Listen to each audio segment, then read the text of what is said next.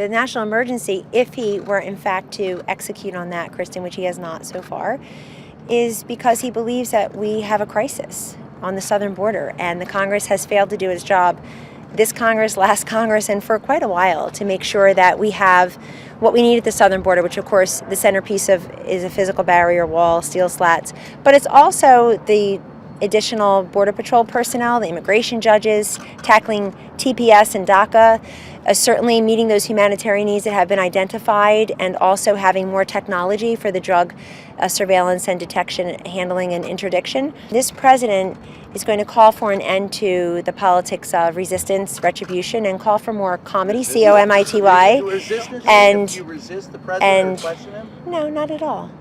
He's calling for cooperation, and he's calling for comedy, C-O-M-I-T-Y, and also compromise. And is going to point out a couple of examples where this has actually happened.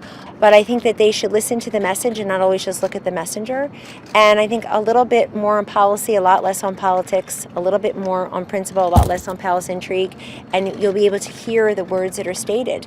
It is a challenge to all of us in this country when the president stands up and says, let's work together on X or Y or Z, as he will tomorrow. And I hope people will hear that call. I mean, the president could not be more clear that he has the absolute right to declare a national emergency. It has never been his preferred option of first resort, second, 10th, 12th resort. It would be the last resort after Congress has completed its work. We've got the conferees doing their work. Let's see what they come up with before February 15th.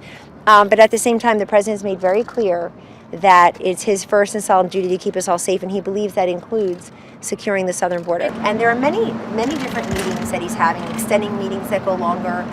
People, I think if you're always going to be presumptively negative, then you'll read into that whatever you want. But as you say, he's a very active president, and the results speak for themselves, and many people in this country are very happy with those results.